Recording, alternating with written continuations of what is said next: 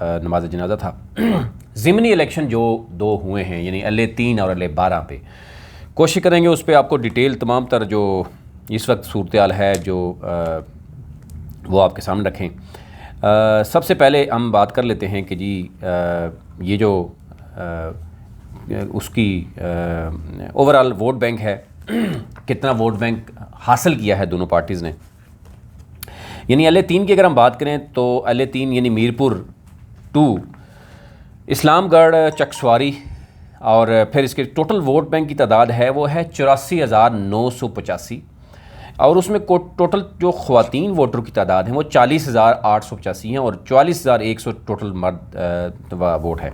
अच्छा, कल जो वोट बैंक मैं आपके सामने रखता हूँ, कल जो वोट बैंक सामने आया है, यानी टोटल वोट कास्ट हुआ है 37,476, यानी 84,000 में से 84,985, यानी अगर 85,000 वोट कर लेते हैं हम तो 37,500 के करीब वोट कास्ट हुआ है और ये हुआ है 50% से कम, यानी टोटल जो है वो 44% टोटल वोट कास्ट हुआ है। इसमें जो तादाद है मुस्तरद वोटों की वो है 238।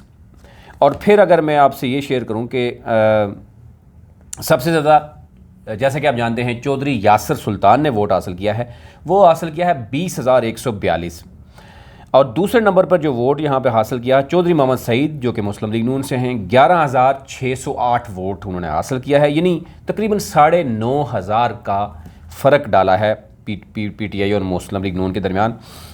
तीसरे नंबर पर यहाँ पर वो वोट है जनाब उमैर असगर साहब हैं, तहरीक लब्बैक, यानी आप अंदाज़ा करें कि तहरीक लब्बैक ने एक अच्छा खासा वोट बैंक उठाया है और 4,000 वोट मैटर करता है, 3,843 वोट है।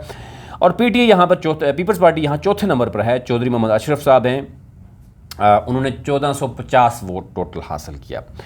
इसके अलावा कोई ऐसा नहीं है कि जो 100 पे जिसने क्रॉस किया हो तो उस पर हम बात कर सकें। मुस्लिम कॉन्फ्रेंस ने क्योंकि इत्तेहाद किया था PTI के साथ, तो इस हल्के में तो PTI जो मुस्लिम कॉन्फ्रेंस का पहले भी वोट था वो 300 के करीब वोट बैंक था, तो शायद इतना ज़्यादा इफ़ेक्ट नहीं करेगा। अच्छा, अब इस पे बाद में बात करेंगे कि यहाँ पे पोजीशन क्या है। अब मैं आपके सामने रखता हूँ हल्का नंबर LA जो है ना वो 12 है, वहाँ की पोजीशन क्या है। वहाँ पर टोटल वोट जो है वो टोटल नंबर ऑफ़ वोट जो वैलिड हुआ है 64,133 वोट हुआ है और 494 वोट जो है वो रिजेक्ट हुए हैं। अच्छा, मेरे पास जो आ रहा है वोट आ रहा है, मैं आपसे वो भी शेयर कर लूँ कि यहाँ पर टोटल जो चड़ोई का वोट है वो है 1,06,428 और उसमें जो 48,590 ख़वातीन का वोटर है, 57,838 जो तादाद बनती हैं वो बनती है मर्द वोटर्स की। अच्छा, यहाँ पर 64,153 शायद वोट टोटल दिखाया जा रहा है और 490 के करीब 494 के करीब जो है ना वो रिजेक्ट वोट हुए हैं। तो यूँ आप अंदाज़ा कीजिए कि यहाँ पर जो टर्न आउट है वो बहुत ज़बरदस्त रहा, शानदार रहा, यानी टोटल वोट बैंक जो है वो 1,06,000 है, तो यहाँ 64,000 से, यानी आप देखें कि जो उसकी रेशो है वो तकरीबन जो है वो 55% से ज़ायद है। साहब ये कर लेंगे, यहाँ पे लिखा हुआ नहीं है, लेकिन एक बड़ी तादाद यहाँ पर, यानी 55 से 60%, यानी आप समझें कि यहाँ पर टर्न आउट रहा, यानी LA3 के मुकाबले में LA12 में टर्न आउट तकरीबन 10 से 12% ज़्यादा टर्न आउट रहा, बल्कि 15% भी कह सकते हैं आप। अच्छा, यहाँ पर जो तादाद है, यहाँ पर जो सबसे ज़्यादा जो वोट बैंक लिया है वो हासिल किया है यहाँ पर चौधरी जो हैं आमर यासीन, उन्होंने वोट हासिल किया, उन्होंने यानी 23,900 समथिंग 24,000 वोट लिया, खुद अंदाज़ा करें, 23,980 वोट लिया आमर यासीन ने। इसके बाद शौकत फरीद दूसरे नंबर पे है, 19,101 वोट लिया और मोहम्मद रियासत ख़ान हैं, उन्होंने 17,944 वोट लिया। फिर अगेन मैं कहूँगा कि तहरीक लब्बैक ने भी यहाँ पे अच्छा खासा वोट लिया है, 2,527 वोट तहरीक लब्बैक ने यहाँ पे हासिल किया। तो यूँ यहाँ पर भी अगर हम देखें तो यही पार्टीज़ हैं, यानी पहले नंबर पे पीपल्स पार्टी है, दूसरे में PTI है, तीसरे में नून लीग है और चौथे नंबर पर यहाँ पर तहरीक लब्बैक पाकिस्तान है। अच्छा, यहाँ पर पहले चौधरी यासीन का वोट बैंक आप जानते हैं कि उनका क्योंकि जो ही पोलिंग शुरू हुई थी 25 जुलाई को, तो तकरीबन 10-11 बजे के करीब जो है वो फायरिंग हो गई, 2 डेथ्स हो गई। डेफिनेटली उनके ऊपर एक बड़ा इल्ज़ाम है, अदालत में केस मौजूद है। तो उसके बाद से वो ये कहा जा रहा है कि चौधरी यासीन ने अपने आप और अपनी फैमिली को घर तक महदूद कर लिया। तो उसमें पीटीआई और नून लीग ने भरपूर कोशिश की, जिस हद तक भी कोशिश कर सके। स्पेशली वो बात की गई कि जनाब मुस्लिम लीग नून ने, राजा रियासत साहब ने बड़ी कोशिश की और उन पर इल्ज़ाम है मुबैना तौर पर कि उन्होंने उसका गलत फ़ायदा उठाया और वोट पोल करवाए। और यूं जो है वो मार्जिन कम रहा पीपल्स पार्टी का, यानी पीपल्स पार्टी ने पहले 2 घंटों के अलावा पूरा का पूरा जो सिस्टम था उससे वो आउट हो गई। तो यूं जो है वो मुस्लिम लीग नून और पीटीआई जो है उन्होंने भरपूर कोशिश की कि जनाब वोट बैंक जो है वो बढ़ाया जा सके।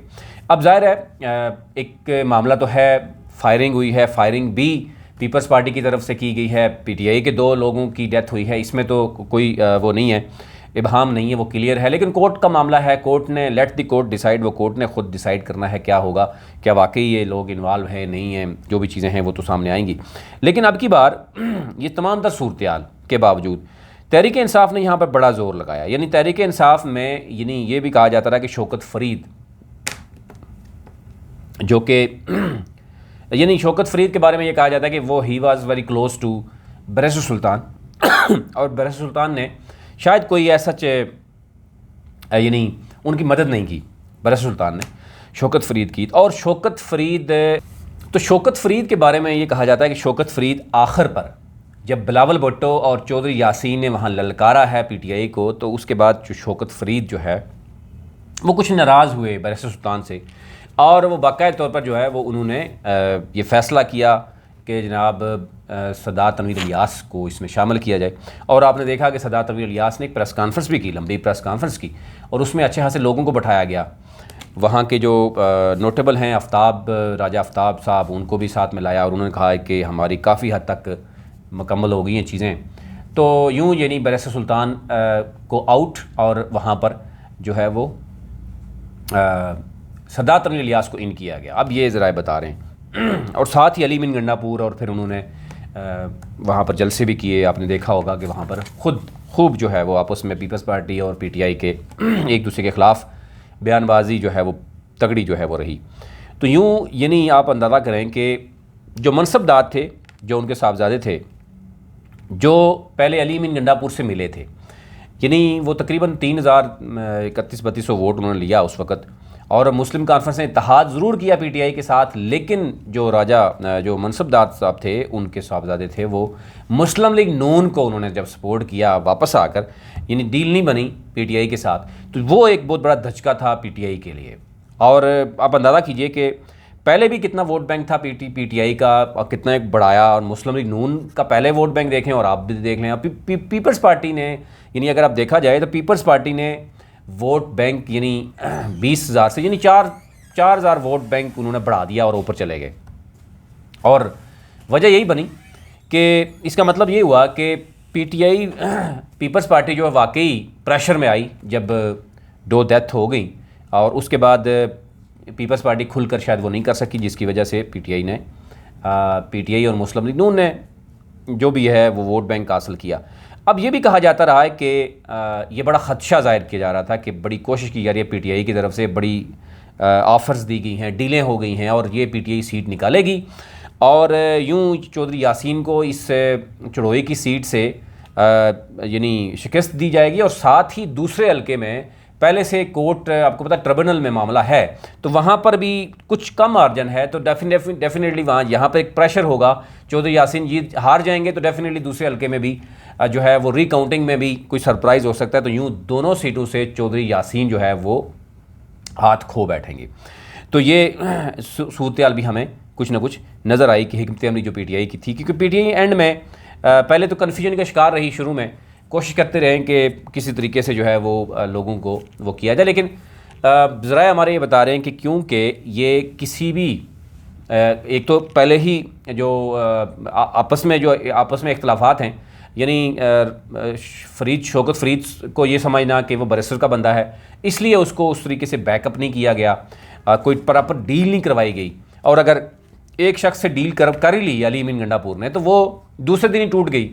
तो यूँ जो है वो शौकत फरीद जो है वो बेचारा कभी बैरिस्टर सुल्तान का बंदा बनने की कोशिश करते करते, कभी जो है वो सरदार तनवीर इलियास के कैंप में जाने जाते, यूं करते करते यानी 4-5 हज़ार जो वोट बैंक था वो पहले ही वो उस सूरत में नुकसान उठाना पड़ गया उनको। और यूं जो है वो खुल कर शायद उनको सपोर्ट नहीं किया गया, खुलकर यानी आला क़यादत की तरफ से भी नहीं किया गया कि उनकी तरफ से बाकायदा तौर पर अभी नाराज़गी का इज़हार ये किया जा रहा है कि उन्होंने कुछ लोगों को ऑफ़र दी और कुछ लोगों ने ऑफ़र जो है वो भी की, एक्सेप्ट भी की। लेकिन अली अमीन गंडापुर और क़यादत जो है यानी वज़ीर-ए-आज़म आज़ाद कश्मीर अब्दुल क़य्यूम नियाज़ी साहब, उन्होंने साफ इनकार किया कि वो किसी किस्म की कोई डील का हिस्सा वो नहीं बनेंगे। यानी यूँ मामला जो है वो वहाँ का वहाँ ही रहा। तो फाइनली आज़ाद जम्मू कश्मीर के ज़िमनी इंतखाबात, जिस पर ये कहा जा रहा है कि ये हल्का शौकत फरीद का जो हल्का था, इसमें टेस्ट केस था ये जो शौकत फरीद के लिए भी, ये टेस्ट केस था सरदार तनवीर इलियास के लिए भी, कि वो क्योंकि आखिरी लम्हात में वो खुलकर भी बीच में सामने आए। लेकिन ज़ाहिर है वो अपनी जगह पे कह रहे हैं कि जनाब क्योंकि मैं तो आखिरी लम्हात में गया हूँ, ये तो बंदा ही बैरिस्टर सुल्तान का है और मामला जो है वो बैरिस्टर सुल्तान का है। यानी अभी जो है वो सरदार तनवीर इलियास मामला डाल रहे हैं कि ये बैरिस्टर सुल्तान का बंदा था, उसने जो मामला था शौकत फरीद के अपने मामलात हैं। लेकिन दूसरी तरफ से ये कहा जा रहा है कि ये टेस्ट केस भी था, ये पहला टेस्ट केस था, पहला ज़िमनी इलेक्शन था और हुक्मरान जमात के लिए यही एक सीट थी जिसको साबित करना था कि उन्होंने वाकई कश्मीर में कोई तब्दीली लानी है, या वाकई कश्मीर की आवाम अगर ये समझती कि वाकई कि पीटीआई ने कोई महंगाई पे कंट्रोल करना है, पीटीआई के गुड गवर्नेंस है, या पीटीआई ने कोई बड़े प्रोजेक्ट्स लाने हैं, तो डेफिनेटली फिर उनके लिए ये आसान हो जाता, ये मुश्किल सही लेकिन सीट निकाल लेते। ये एक टेस्ट केस था इलेक्शन के बाद 25 जुलाई के बाद, क्योंकि पीटीआई डिवाइड थी मुख्तलिफ डिवीजन की वजह से।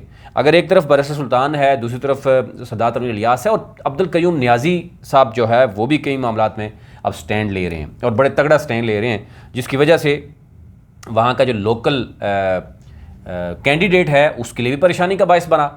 और दूसरा शौकत फरीद के बारे में मुबैना तौर पर यह है कि वो उनका कद काठ ज़ाहिरा चौधरी यासीन की फ़ैमिली के साथ अगर किया जाए या सियासत में देखा जाए तो वो शायद इस कदर अभी तक अपने आप को वो सियासतदान साबित नहीं कर सके। यानी वो कोई साबित कदम किसी मामले में नहीं रहते। उनके बारे में जो कहा जाता है कि वो शायद अभी तक उनको टाइम लगेगा, दो काफ़ी टाइम हो गया। लेकिन लोगों का ये कहना है, कुछ मुबैना तौर पर हमारा जो बात हुई कि एक काबिल एतबार सियासतदान अभी तक नहीं बन सके, जिसकी वजह से अभी तक शायद उनको ये स्ट्रगलिंग फेस में है।